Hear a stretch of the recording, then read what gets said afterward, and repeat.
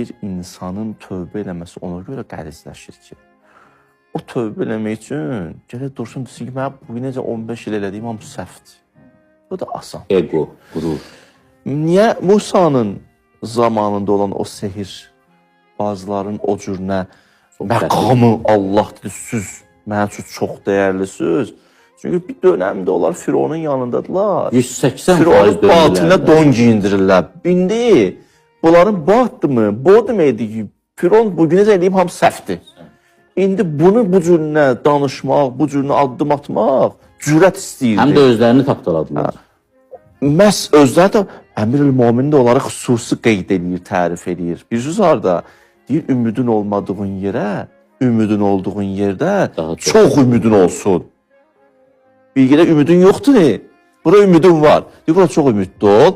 Buna misal gətirəndə, 3 dənə misal gətirir, bir də bunlardır. Musanın zamanında o sehir eləyənlərdir. Deyir, bir dənə onlara bax, onlara ümid yox. Biz nə deməkdir bu?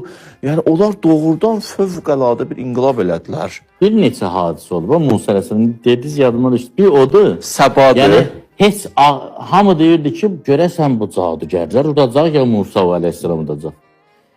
Düz cadugərlərin içindən vəfarət tənnur oldu. Yəni, o Nuh Əleyhisselam tufanı qopdu. Ya gəldilər qabaqda dərya, arxadan Firon gəlir öz qoşunu ilə, bəşəriyyətin ən nəhəng qoşunu ya boğulacaq, ya öldürüləcək.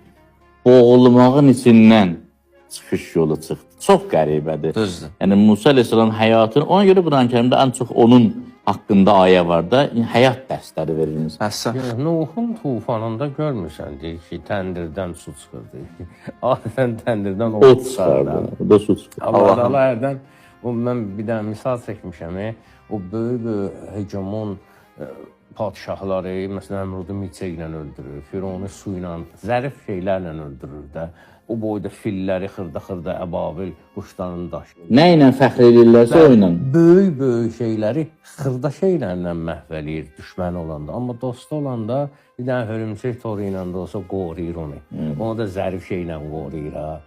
Yəni hər şey mənlidir. Ki, mənlidir də bu məsələlərdə. Yəni Əli Əleyhisselamın həyatına bax, 80-dən çox müharibədə iştirak edib 63 illik ömründə.